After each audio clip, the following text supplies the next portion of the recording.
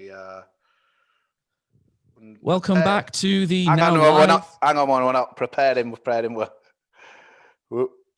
not like it's on BBC, is it? It's live, isn't it? Right, welcome back to the now live Andy Takes That Chance podcast. Apologies for the little intro issues that we've had there, but in truth, we've spent about 5 minutes doing that, which is probably a little bit longer than the EFL spent stress testing the iFollow service yesterday. So hello and welcome to the live Andy Takes That Chance post-match review. This episode, as always, is sponsored by Magic Rock Brewing.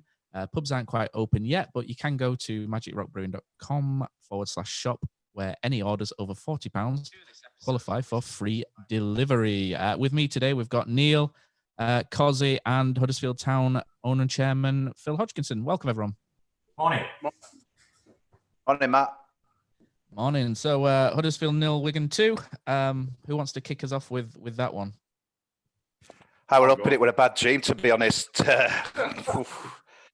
you know what? We knew we'd beaten Middlesbrough in a pre-season, closed doors, and I was kind of high hopes. I don't know, at 12:30 they'd lost 3-0, so I kind of think, okay, we bet them, but could we believe it was going to go as bad as that? There's no point flowering it up. Neil, I watched it with you. It were absolutely appalling, mate. Wasn't it? We were so bad. I'll be honest, the biggest disappointment for me yesterday was you managed to get a different stream working for us, so we actually watched it. It was awful, wasn't it? There's no sugarcoating it up. It was dreadful. I think for the first maybe 10 minutes we looked okay. Grant looked like he was clear on the one-on-one, flagged offside. I haven't seen that back, so whether they were offside or not, I don't know. And that could have been a bit of a game changer early doors. But from sort of 15 minutes onwards, simply put, Wigan were just better than us, weren't they? All over pitch, they were better than us. Morsey had a great game. Pilkington looked quality in patches. But in truth, they didn't have to be particularly good to beat us, did they? Which, after a decent sort of new pre-season, or whatever you want to call it, it was just massively disappointing. I think we all had higher hopes yesterday. I don't think anybody expected it to be easy because it's Wigan's side, let's not forget, are in great form. They've beaten Leeds away, they've beaten West Brom away, not too long back. There was nothing to hold on to from yesterday for me. That was the biggest disappointment. I couldn't even pick a player out of I thought, yeah, he's played well. And a couple of them just looked disinterested. Neil, his fitness were appalling. I mean, we've been hearing all week from the manager how, he was saying I've no excuse now because I mentioned I didn't have a pre-season before. Our fitness, theirs were unbelievable. It were just, and there were a few things for me. I mean, we started well the first 10 minutes. Then we were holding on. I thought we got to that first drinks break. I thought, good. Now that could be good for us. I remember the commentator saying, that might be bad for Wigan because they were getting on top. But we didn't kind of heed the warning, went behind, to a poor goal. And then, half time, I'm thinking, right, we were saying, Neil, let's be brave here. It's not working. Make some changes. We've got 5 subs here. Lo and behold, we trot back on with the same team, which maybe, okay, first game back and won that pre-season game. So give them a chance. But I was calling for Smith Rowe to come off at half time. For Pritchard, it didn't make much difference in the end, but it did happen by that. But there were a goal in between. And you said to me, that's it, the game's done. And I'd like to think, come on, we must have a bit of fight in us. But there were nothing. And for me then, we were just slinging subs on. But they were all like for like. There were no game-changing subs or different. It was just a total disaster, wasn't it? And then obviously after the game, the iFollow, carry on that we were kind of hearing about. And to me, and again, I don't know, but it looked like we had, obviously we've heard about Charlton, players not playing past June the 30th, the whole City players. It looked like to me, mate, we had 4 or 5 guys on there that were playing the last few games and they will not be playing past June the 30th. Yeah. They look disinterested. Someone like Danny Simpson, I want to call him out. I thought it was appalling. How many times did he give the ball away? They're unbelievable. It was ridiculous. So we get to a stage where, all that said, let's be fair. There's only one person's opinion this room we want to know about yesterday. Matt. Yeah. I want another 3-month break after that, honestly. Yeah. Phil, talk us through it. Talk us through your thoughts. Obviously, you're a fan same as us, so you're sitting there, taking your chairman's hat off. You're sitting there as a fan watching that. Tell us what you're thinking. Yeah, I mean, look, I'm not going to call out individual players or anyone individually because I don't think that's right. So I'm not going to do that. You know, what I would say is that performance yesterday was the opposite of every training session I've seen over the last 5 weeks, and it was the opposite of how we played against Sheffield United, Hull City, and Middlesbrough. I mean, it bore no resemblance. I just sat there. I was shell shocked because I just wasn't expecting it, and I wasn't expecting it from the point of view of what I've seen, what I've seen on the training ground, and what I've seen in the games that we've played. And I genuinely, it's like I can't even explain it. I genuinely can't explain it. It was one of the rare times, and I've been watching town for 43 years, and I've seen some woeful, abject performances. But you know, I really have. I've got nothing. I've got nothing because you know the training sessions have been upbeat. The fitness levels, you know, are better than they have been. Definitely, I've seen the stats. The way that we played in the 3 warm-up games, which is really 4 warm-up games, because obviously the number of minutes that we played, they were all more than 90-minute games, was better than that. But yesterday we couldn't play through Wigan's press. We didn't break any lines. We had, I think, 70% possession, but we just didn't really do anything with it. And it's a shame. I mean, with the games that we played, it's a shame. We all clubs agreed that they wouldn't put out the videos of the games or say what the scores were, etc. But it's a real shame that we can't do that, because if you'd have seen the way that we played in those games, I mean, I watched them. I didn't go to them, but I watched them all because we videoed them, and I watched them all, and I was really looking forward to yesterday. I was thinking, right, this is going to be. If we're going to play like that, then I'm excited, and it just never happened. And I genuinely can't explain it. Like I say, I'm not going to dig individual players out, but what I will say is that from my perspective, as a supporter, not just as chairman, I can take defeat as hard as it is if those players walk off that pitch and you know they've given 100%. You know, if they've given everything and they've battled and fought and given everything that they can, then I can accept losing. But that didn't happen yesterday for me. It was bizarre. They were so quiet as well. You know, you probably won't have picked it up on the 60 minutes of iFollow that everyone got. But they were really quiet. There was a real lack of talking on the pitch from senior players that you'd expect. There was a real lack of talking. It was really quiet, and it was just a really surreal to watch. It did not reflect anything that's gone on in the last few weeks at all. And we watched it with the stream that Cozzy sorted out for us, and we watched it with the Wigan commentary, and they were absolutely flabbergasted at how sort of straightforward a performance it was for them. I mean, as soon as Pilkington scored, but Pilkington, O'Brien, or goal, whatever you want to call it, as soon as that's gone in, we're all thinking, well, I thought we were done at 1 just because of how the game were going, but then obviously 2-0 that early in second half, and they were just really, really surprised of what a sort of a stroll it was for them. And they haven't really broke a sweat, have they? And the fact that they've only used 1 sub up until the last few minutes and brought, you know, I think they brought 3 on in 1 go, didn't they, a couple of minutes from end. Yeah. And that were just obviously killing time a bit for them. So you can't blame. I don't buy into this. We didn't look fit and what have you. I just thought we just looked poor. I don't think it would have to do with fitness. I think we were just poor. And I think if games going for you on pitch, it's a lot easier to not look unfit, because obviously you're all in the moment and you're playing well and you're moving ball well and whatever else. But we just looked disinterested. We looked a bit of a shadow of where we've been in some recent performances. Saying recent, obviously we're going back a few months now, aren't we? But in fixture-wise, apart from, I thought we were poor at Leeds, and unfortunately yesterday, we had a great chance to sort of kick back into some form, and we just didn't get anywhere near any kind of level that you're confident is going to keep us in this league. And we are, what anybody thinks, we are in a relegation battle, aren't we? You know, it's these are the facts. Luckily, we're all awful. Yeah, with a squad that should be in the top 6. On paper. Definitely higher than where we are, without a doubt, yeah. Yeah, and not on performance, but on paper, you know, and we're sat here, you know, we're sat here all thinking, and everyone's thinking, you know, let's hope there's 3 teams worse than us, and we shouldn't be thinking that. And look, the only people that know what happened yesterday deep down is the players. They're the only people that really know deep down what happened and what went wrong.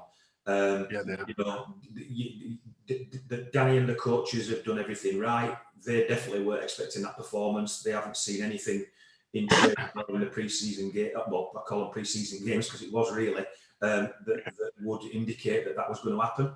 So only the players that played in that game yesterday will know deep down what happened, what went wrong, what was going through their heads. I really don't know. I just don't. It was that bad. I mean, Phil, have you spoke to Danny since? Kind of, obviously, we've seen a. No, I never ever will speak to a manager after a game. We'd always leave it at least 24 hours just to let everything settle. Just generally because sometimes it's good to watch a game back before you discuss it. You know, watch it again in the cold light of day, and so we you know, and it's not healthy. You know, it's the wrong time to discuss a game, whether you win, lose or draw, really straight after it. You know, emotions can be running high, and like I say, but when you're watching a game, you see things in real time, and then when you watch it back, you do see things differently, positively and negatively. So you know that's important. But if you look at the stats, and I've in these 12, how many weeks is it? 12, 14, 16, 20 weeks. I've lost track of time. But I've been looking at sort of our stats and things like that, and 60% of the goals that we've conceded from open play have been from crosses. 60%. That's a lot. The thing is, the warning signs were there yesterday. Before they scored first goal, there were 2 or 3 times that got in down that side so easy, effortless, and a poor final pass or a block's probably stopped them getting in front earlier than they did. And we didn't, like Cozzy said, we had that water break and we were sort of relieved at that point, thinking, couple of minutes here, get yourself sorted out, a few words in, get organised. But as Cozzy said, we didn't heed the warning at all, and you can't even say we were caught cold because it was coming, wasn't it? It was coming. You could see it coming, and then when it came, it was soft. Yeah. And then Pilkington should have scored. I thought we were weak down the left-hand side in the first half. We were poor. Definitely. Everything came down their right and our left, and we were really weak down the left-hand side. The only thing that I will say is that it's a wake-up call for everyone, including the players, manager, you know, everyone at the club. It's a big wake-up call, and I suppose the only I'm going to use the word positive. I don't know where I'm getting it from, but the only positive that you can take from that is that it's better to have a wake-up call on the first game of 9 rather than the 8th, isn't it? And let's hope they take that and we see a massive improvement next summer. The only plus for me is that we're going into a game away at Notts Forest next week now, and you'd look at that on paper and think at a minute that's a tough one. You know, they're flying, you know, looking for a playoff place. But then you watch that yesterday, you take the crowd factor out of it. I mean, to be fair, Wigan commentator said, and he said, Huddersfield players a big glad they're in the crowd in today for the end of this game. Phil, that's what Neil Dickinson's just mentioned that. Do you think a lack of fan noise and encouragement through the game had a negative impact on us? Do the players need G'ing up during games? Obviously, you were there. What would you say to that? Look, football is not football without fans, and football will never be football without fans in a stadium. So it is going to have an effect, but it will affect both sides, all teams, every level. It's the same for everyone. So, you know, we've got 5 away games, we've got 4 home games. So if we're going to, will it have made a difference? Absolutely. Should you expect very well-paid footballers to be able to block that out and get on with the job that they get paid very well for? I would expect that personally. Yeah, absolutely. But, you know, if we're going to use that argument, then we've got 5 away games. And with 4 home games and 5 away games, so we should be able to use that to our advantage in those 5 away games, shouldn't we? You'd hope so, because the percentage of away wins across all the leagues over the world is massive since this restart with no fans in it. So there clearly is that factor. So let's hope with 5 away games left, it flips in our favour a little bit. Matt, what were your view yesterday? You sat there pensive. You don't want my view, to be honest. I thought we were pathetic. In all honesty, it's kind of 3 months that you're waiting for a game of football, and I made the joke to you, didn't I, Cos, before the game, that Middlesbrough looked like they've been sat on the couch for 3 months watching Netflix, and I wish I was still watching it yesterday. I think from our point of view, the way we set up, 12 months I've been banging on that Karlan Grant for me is not a central striker. He can't lead the line. I think that sets us up wrong from a start. We didn't have much choice. Mounier is injured, Campbell's injured. I just thought we couldn't get a foothold in the final third. We couldn't get up the pitch. We couldn't transition from the middle to the final third. Smith Rowe, I thought Wigan played well. Wigan played really well. Defensive midfield. Williams had a great game. Kipre is a centre back who I like, and they just smothered Smith Rowe. And to be honest, out wide and up front, we offered little threat and movement, and it just felt that mentally what I'd like to know from Phil really is mentally what was might not know, but the mindset of the players. You're walking into an environment where you've got your home comforts, you've got your massage therapist, you've got your everything for you, your drinks and everything. All of a sudden everything changes for all of these players, and it doesn't feel like home anymore. And I was going to say the point, Neil, about Germany, a lot of away teams winning. How do you think it affects the players mentally walking into their stadium and not having their home comforts and everything that they're used to and everything lined up that they would do, and having to go in certain groups? And how much does that throw them? And all of a sudden they walk out on the pitch and, excuse me, and everything's different. There's no crowd, and I think it kind of puts them off the stride, and it's just something that we just never seem to recover from. And to be honest, I thought we maybe should have been aware of that, considering what's gone on across Europe. Well, we trained on Wednesday in the stadium. Played a 11v11 full game as part of training in the stadium on Wednesday, and it was empty. And we trialled crowd noise. We'd got recordings of crowd noise, and we trialled it. And actually, I think the decision was made, not by me, but I think the decision was made that it was actually too loud and too distracting, and they couldn't get instructions out, and the decision was made not to pipe that crowd noise in. So that's the choice of the management team and the players. I think from the point of view of all the players looked like they were in a really good, positive place leading up to the game. Certainly didn't get any feeling of any negative vibes, any negativity. Everyone was positive. We put in some really strong performances in those warm-up games. Really, really good attacking football. Really, really energetic press. Lots of good patterns of play. Lots of breaking lines.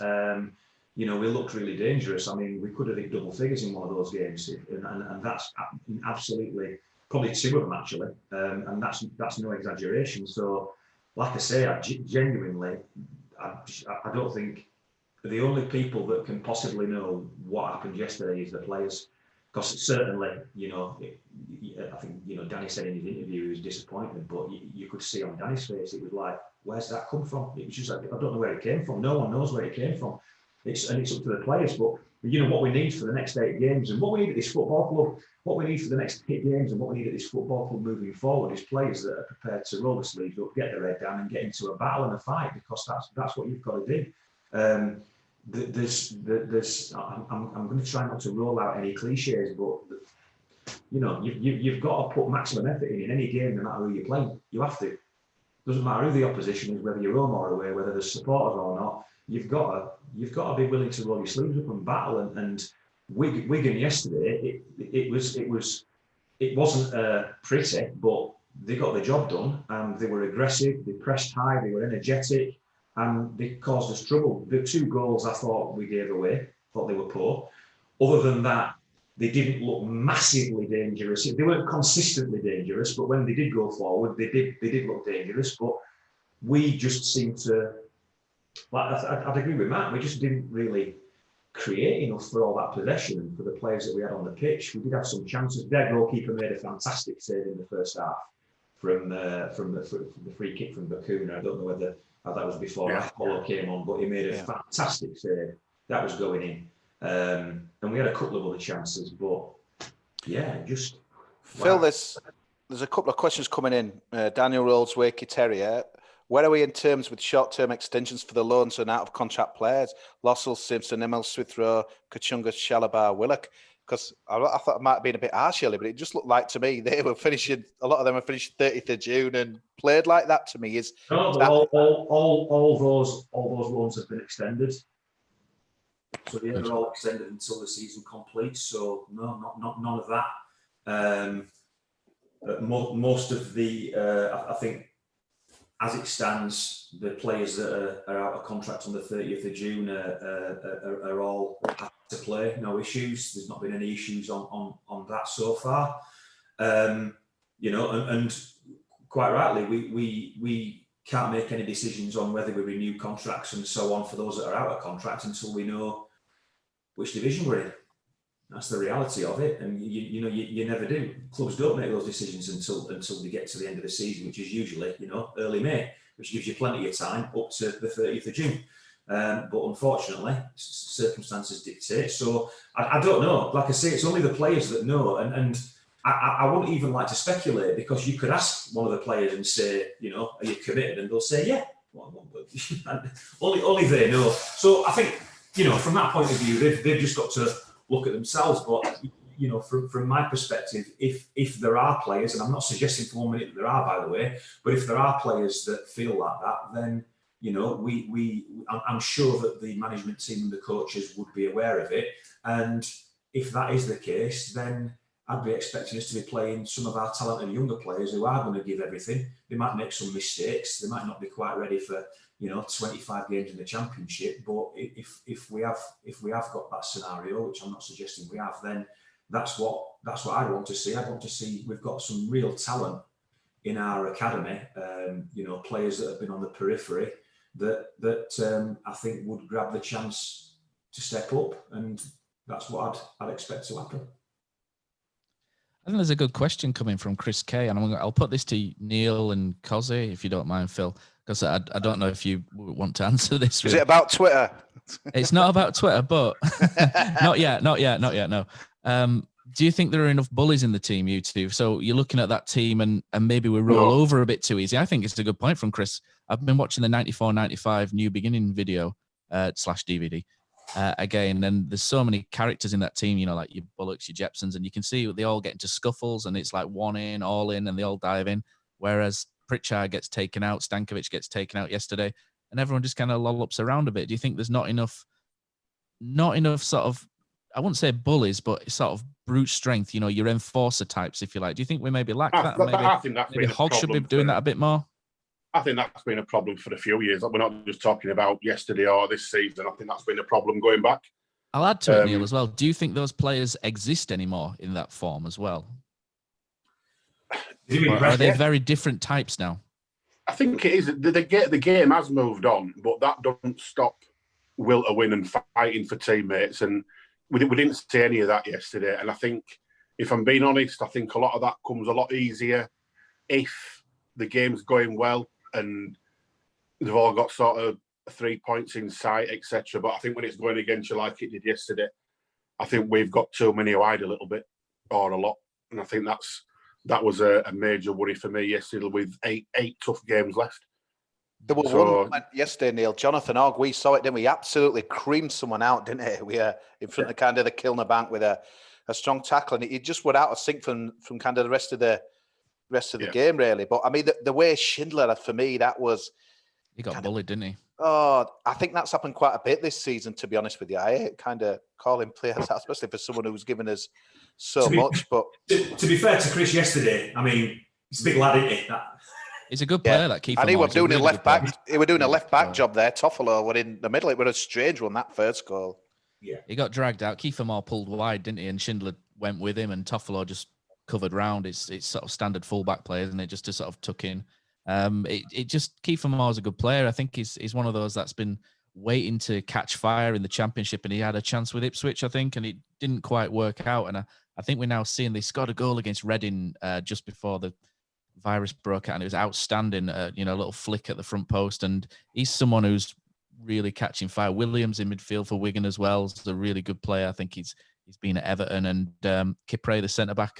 My cousin's a big fan of Scottish football. He's a Rangers fan, and he tells me Kipre was absolutely awful at Motherwell, but to me, he looks like a good centre back at this level. So I think Wigan are. I think the problem yesterday was they want a player there who, for us yesterday, we'd gone once stood next to you in a war, in a battle, in a fight, and we just looked totally bereft of any kind of scrap in us.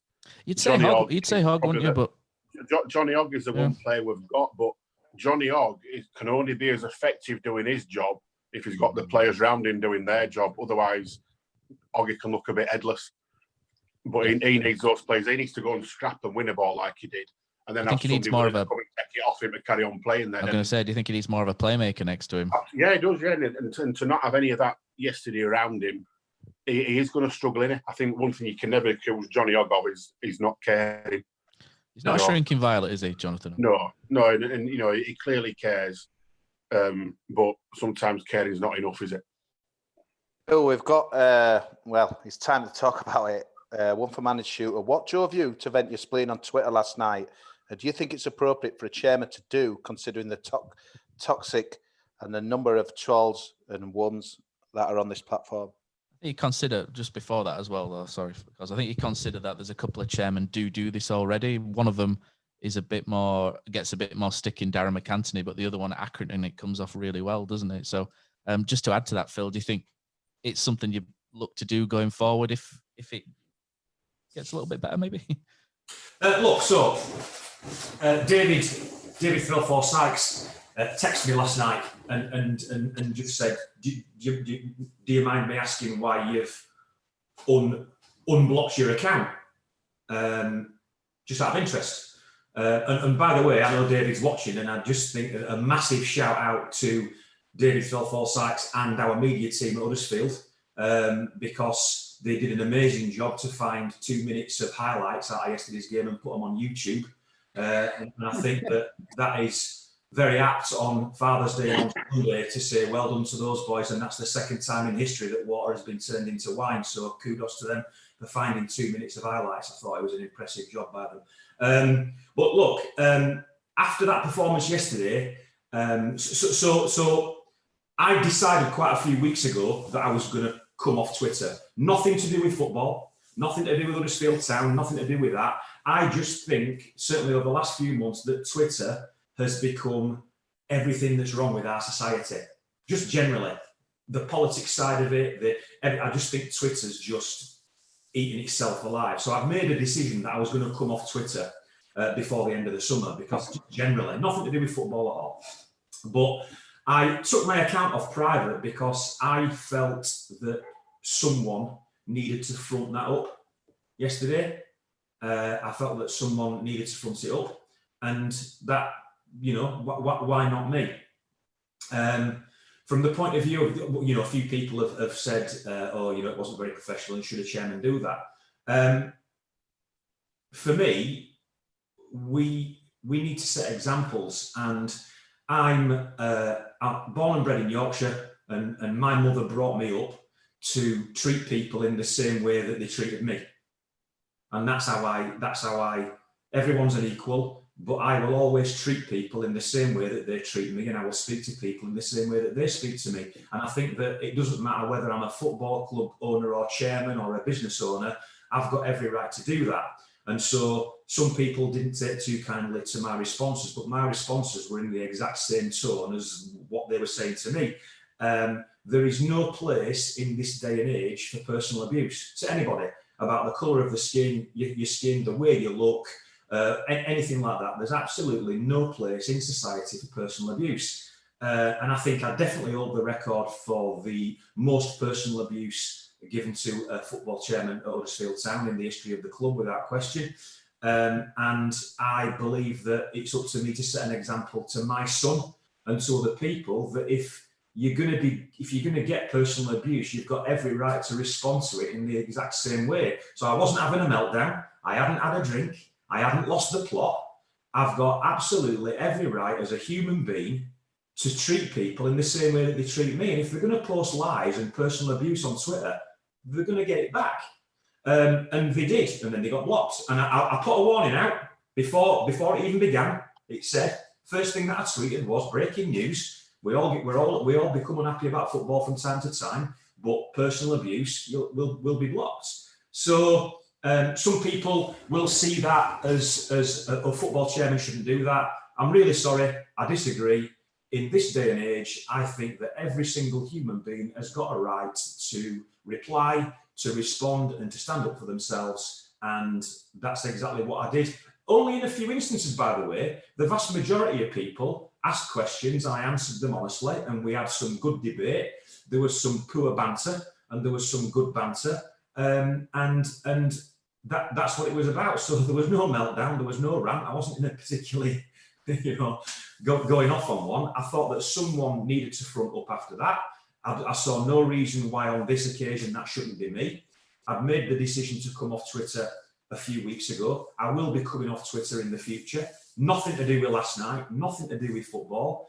But I think that those rational supporters after yesterday deserve the option to vent. And if they vent in the right way and they criticise in the right way and it doesn't become personal, I'll respond and I'll reply. And that's what I did. But no, Andy, I disagree. I think that if people expect me as chairman of the football club not to have a right of reply and not to be able to defend personal abuse, then that's not a society or a world that I want to live in. And I refuse to conform to that belief, because that is then me setting an example to other people in different walks of life who get personal abuse to just sit there and take it. And it's bang out of order. Phil, do you think, sorry to interrupt you, Phil, in full floor, do you think maybe there's, with people have been cooped up for 3 months, I think we've seen with some of the protests and things are spilling over a bit, Twitter's spilling over, everything's spilling over. Do you think maybe the timing could have been a bit better? Maybe not Saturday night after, losing a 6-pointer. Do you think maybe if you'd have surfaced today or Monday, do you think the response might have been a bit different, perhaps? No, I'm playing golf today, Matt, so that won't work for me. I'm busy next week. So, I play through, lads. I'm just tweeting. Yep.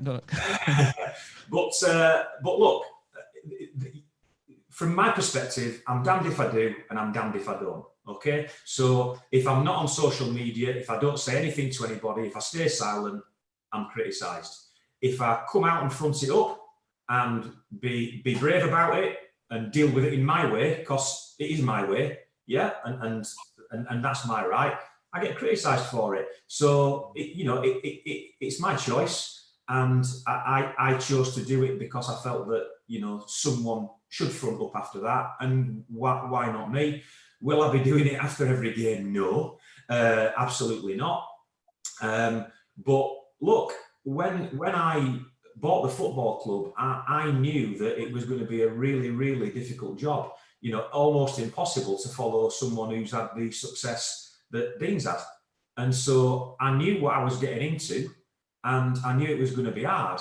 And the reason that I feel that I've got every right to reply in the same manner to that personal abuse is that I took it on knowing it was going to be hard. I didn't shy away from that, and I'll never walk away from it. I'll never shy away from it. And I'm very determined and very hardworking.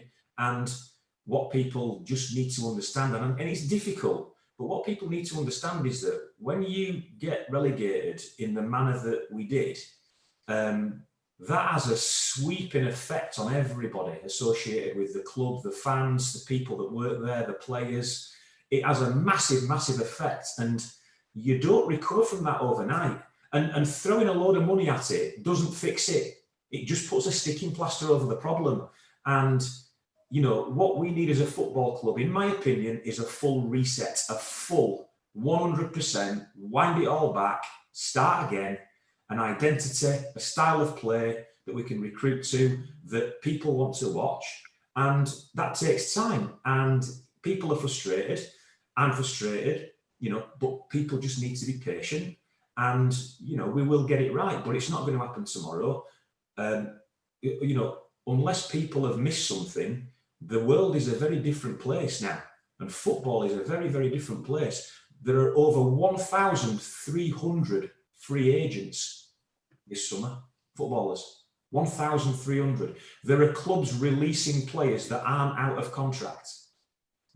Championship clubs will not be flinging tens of millions of pounds around. This pandemic has already cost us millions as a football club, and it's going to cost us many more. And so what we've got to do is make sure that we run the club in the right way to make sure that we get through this and we're stronger for it.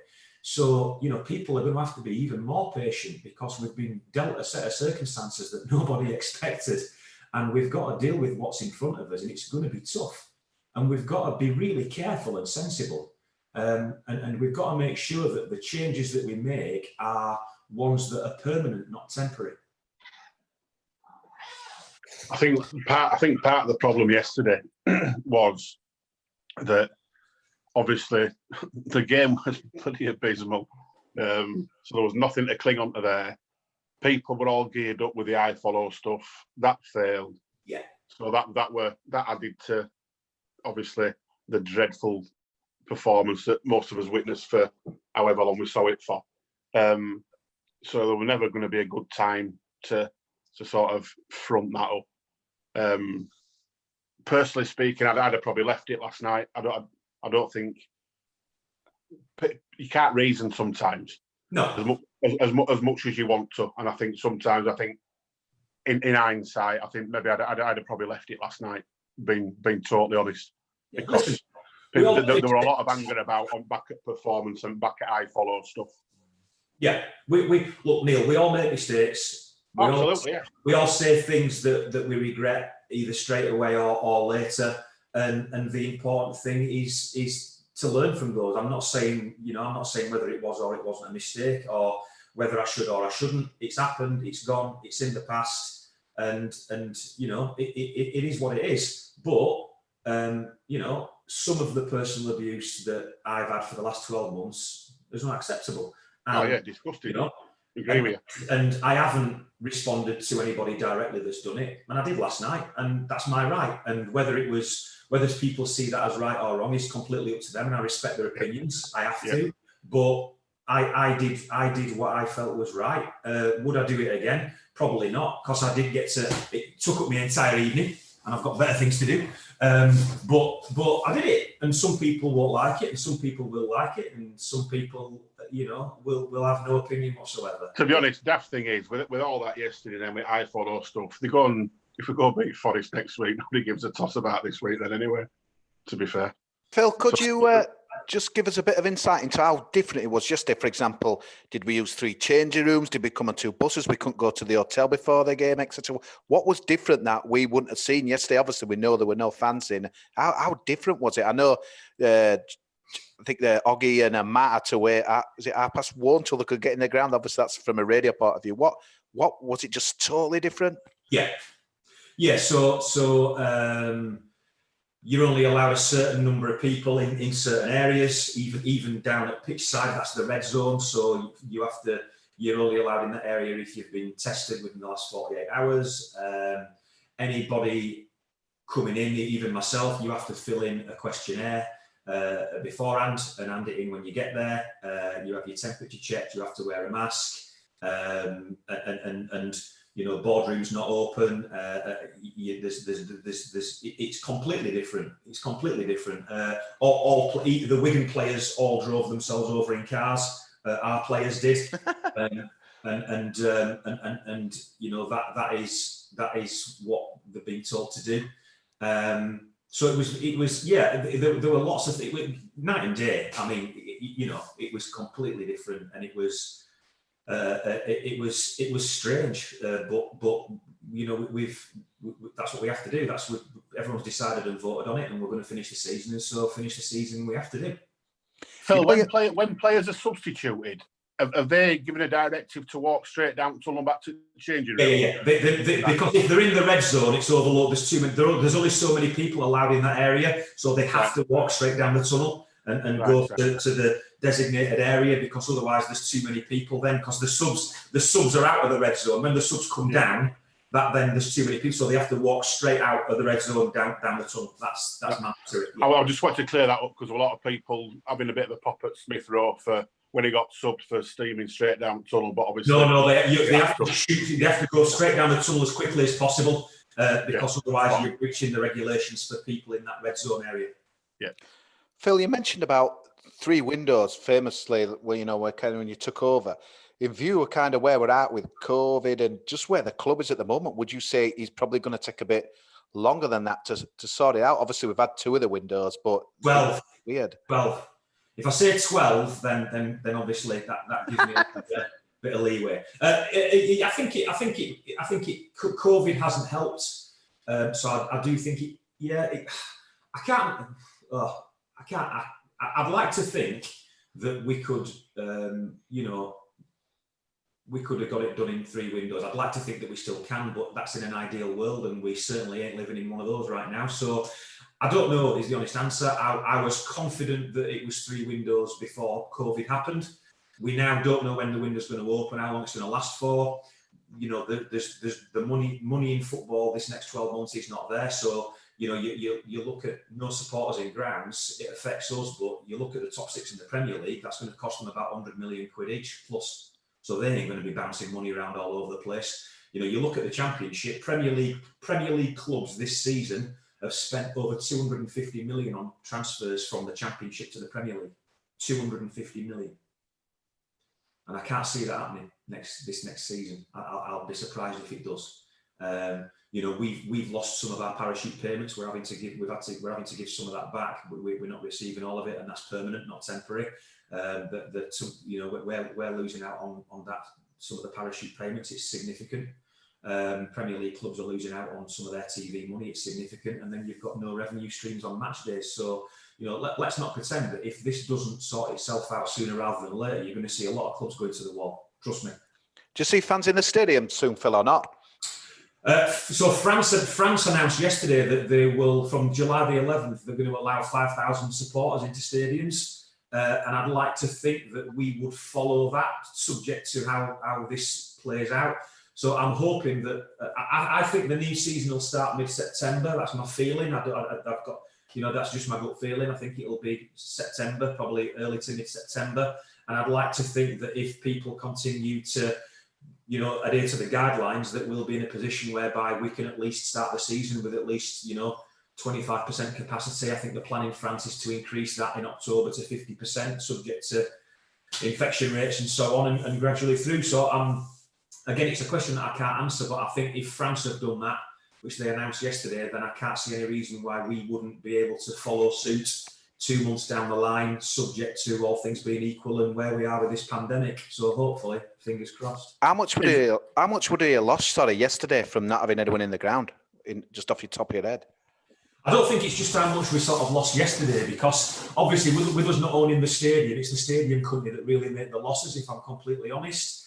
The losses for us yesterday wouldn't have been significant, but when you look at the refunds for season tickets and the TV revenue that we've lost and the parachute payments that we've lost, it's in the millions. And the longer this goes on, it'll be over 10 million. Just quickly before we finish, Phil, because obviously I appreciate we're tight on time today. Is there any plans, any news yet on how the transfer window is going to work, and if it's going to, and when and to, etc.? Or is that still up in air? No. So it hasn't been confirmed yet. FIFA put out, I think, last week that they were talking about the transfer window opening in August and closing early October. That was what FIFA put out. So we haven't had any directive from the EFL or the FA or the Premier League yet, but I would imagine that the transfer window will probably open once the playoffs are finished. That's the 4th of August. And I would imagine it will stay open for at least 2 months. So I would imagine August to October seems to make sense. I actually think it should stay open right the way through the season personally, but that's not going to happen. It has its pluses and minuses.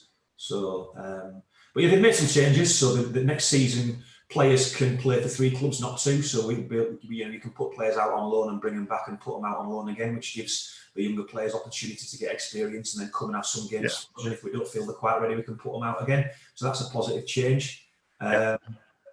So yeah, but it's look.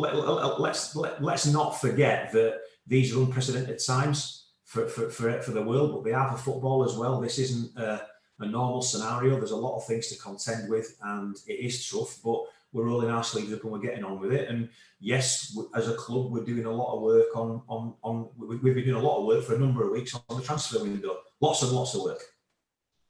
As the I know this is a personal question, Phil, in many ways. Well, it's the club question, but has the sort of payments to Dean Hoyle been restructured or postponed, or any sort of other outgoing payments, bank loans? Or has there had to be some kind of restructuring at the club, or is everything still okay and fine and on track? At this moment in time, we're in a fortunate position. We've got to make sure that our governance is strong and that we stick to that governance to make sure that that position remains solid and strong. So we've got to be very, very careful as a football club that we live within our means, certainly for the next 12 months, because we don't know whether there's going to be a second wave. We don't know whether this is going to come and hit us again in December and January next year. So we've got to be really, really careful. And we've got to, as a club, we have to assume the worst and prepare for the worst. And if the worst doesn't happen, then we've got upsides. If we bury our head in the sand and fling money all over the place and just guessing that it won't happen, then we could be in a really poor position. So we, as a club, we're doing everything to make sure that we're in the strongest possible position and that our governance is strong and solid. And that's what we've got to do. We can't make any assumptions. Good stuff.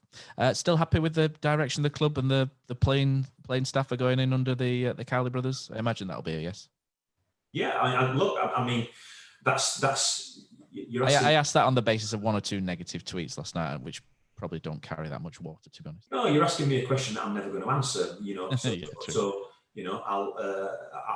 never going to answer that because it's not something that you talk about publicly. What I want is I want us to have an identity on the pitch. I want us to have a playing style that we stick to every game, and that allows us. We should be worried about. Other teams should worry about how we play. We should be worried about how they play. So I want us to have an identity. I want us to have a playing style. I want us to play aggressive, exciting football. I think we all know that we had that, and that we all saw the point where it kind of went downhill, which was when we changed from having that style and started to change things around too much. And so that's what I want for the football club, and I want players who want to be at this football club. So none of those are negatives. That's what I want. I'm not saying that isn't what we've got, but that's what I want. You cannot recruit effectively at any level if you don't have an identity and a playing style as a club. You have to have an identity, otherwise you can't recruit to it, and you waste money. And so we've got to make sure that's what we need for the football club, so we can recruit at every level to that playing style and that identity, and recruit effectively and bring players through into the first team. Well, otherwise it becomes a very, very expensive mess. Agree fully. Yep. Right. So, you guys, any other questions that you want to ask through? No, I mean, since it's slowing down a little bit. Honestly, if it could go wrong yesterday, it did go wrong. It's incredible, isn't it? Sometimes you just got to smile, even though it just see what a great day for the club. We were just. I think one thing it did show yesterday, in amongst it all, is that football still matters and people still care, regardless of what's been said about the last 3 months. I think that came across loud and clear with, obviously, Phil on Twitter, people's reactions during, before the game, etc. I think it just shows that, it matters. So we all care. Absolutely. We all care. It hurts all of us. And it did hurt yesterday. And I think the thing that hurt the most was that I still don't know what happened. I can't explain it. I don't think anyone can explain it. It was so unexpected based on everything that had gone over the last 5 weeks, and it was just. It was a feeling of emptiness for me. I just didn't understand it. The quality of players that we have in that squad and that were on that pitch, and it just didn't make sense. Still doesn't, but there's no point dwelling on it. We've got to pick ourselves. We've got to put in a better performance next Sunday and for the next 8 games, because we're in a proper fight and we need warriors. Phil, what's crack with away games, Phil? Are you allowed to go? Yeah, I am allowed to go, but I think that it's you just have to pick and choose. I've got to be very careful, and you've got to gauge, where we're up to with COVID and things like that, and not take too many risks. But yeah, I am able to go to the away games and intending on going to them all. Yeah. Good. Don't watch it and I follow, Phil. Phil, any news on the kit? Just finally, we just got a couple on. I'm looking at an Umbro bag currently in my office that contains all 3 kits for next season, and the kits are there. Umbro have got them. They're asking us when we want them, and we had lots of conversations yesterday that are ongoing about how we do the kit launch and maybe doing it a little bit differently. You've also got to bear in mind that very few people have sorted out any front of shirt sponsors or any sponsors whatsoever for next season. And there are conversations going on that, and we've got to make a decision. Do we launch them early without a sponsor, and that comes later, or do we wait until we've either got one sorted or decided whether or not we go with one? So, but the all 3 kits are here. They are in the country. They are going to be in stock as and when we're ready, and so we're probably going to. I think it's going to take us 2 or 3 weeks to get to a point whereby we know what we're going to do. My personal preference, and I've said this throughout the season, is that I would like us to wear the new home kit in our last home game of the season. Like the good old days when we used to do that. Yeah, exactly. Yeah. I'd really like to do that. Everyone's struggling at the minute financially, and the foundation are finding it hard to raise money. So I also really like the idea of raffling off the kit launch to supporters to raise money for the foundation. So actually we can have supporters launching the kit, and we can do that in a socially distanced way. Cozzy singing, couldn't you, Cozzy? You could belt out a few tunes in one, maybe? I certainly like the idea of actually doing a raffle to launch at least one of the kits for supporters and businesses, and to raise money for the foundation, because they do a lot of very important work, and it's hard to raise money at the minute. And so we'll probably crystallise that over 2 or 3 weeks. But yeah, they're here. I love them. They're all really, really good kits. I really like them. And there'll be more news coming. And do you know what? I think that things like that, you've got to gauge. People have been dying, and people are losing their jobs and being made redundant. And I just maybe it's not the right time either. Not the time for fanfare 3 new shirts, is it really? No, not just yet. Just preempting a few things that people ask about it, Phil. We've got a contract with Umbro for another couple of years, I think, haven't we? So it'll be an Umbro kit. Just reading between the lines, it won't be Paddy Power next season by the sounds of it. Or who knows? Right. This is the problem with live, isn't Sean, it? come back, Sean. Come back, Sean. I'm Sean. Right, roll back. We need a 20-second delay, don't we? Honest answer, I don't know, one, whether we'll have a kit sponsor, or 2, who that will be, genuinely. And we've got a new commercial director, Andy, who only started on Monday, and he's already working hard on that, and we are having conversations. But there's a hell of a lot of businesses struggling. I mean, we're at the start of a recession, so people are spending money, quite rightly, and we've got, we are, as a club, we've planned for no commercial revenue next season, so any that we do get's a plus. So we have got people that we're talking to, but no decision's been made.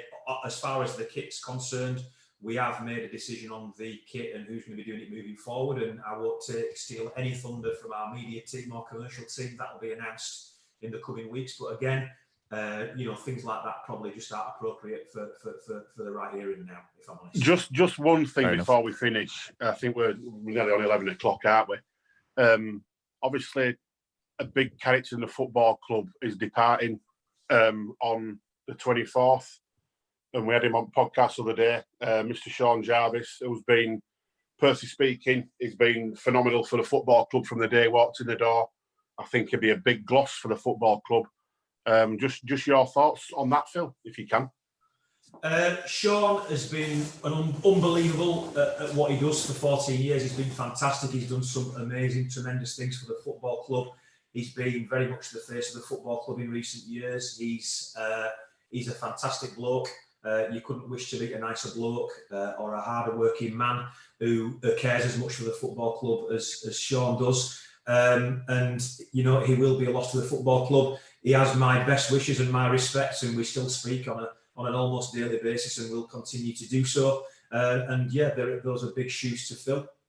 And it's a big ask, but, you know, Sean wanted to move into a CEO role. He loves his cricket and he's from Leicestershire, and the opportunity came along, and he wanted to take that, and he moves on with our love, best wishes, and thanks. He's a top guy, cheats at golf, and you know, a nicer human being you couldn't wish to meet. So agreed.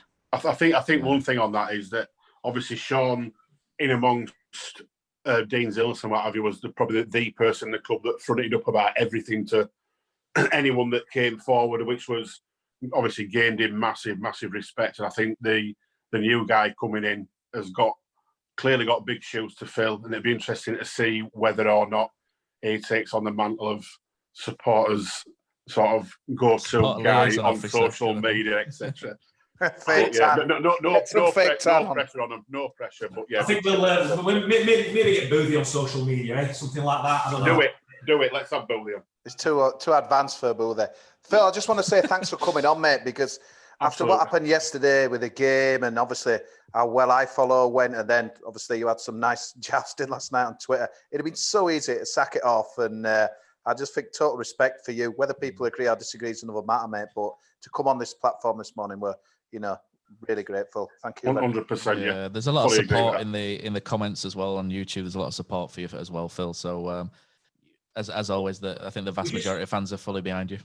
We all love the football club. We all care for the football club. You know, no one more so than me. It's a tough job, but I've never shied away from hard work in my life. I've never shied away from criticism, and I've never shied away from fronting things up, and I'm never going to change, despite David and Dean probably wishing that I would. It's just the way that I am. It's going to be hard. It's going to continue to be hard, but I don't fear it, and we just all need to try and come together. That's a big ask from me, but you know, if we come together, it becomes less like hard work, and so I hope that at some point in the near future that we can all come together again, and I know. And everyone at the club knows that the starting point of that is what's delivered on the pitch, and that's where we've got to start. And hopefully we can do something about that in the next 8 games, and hopefully over the next sort of 12 months. Cheers, Phil. All we have to say is up the town. Enjoy your golf. Cheers. Yeah, up the town. Cheers, bud. Thanks, Phil.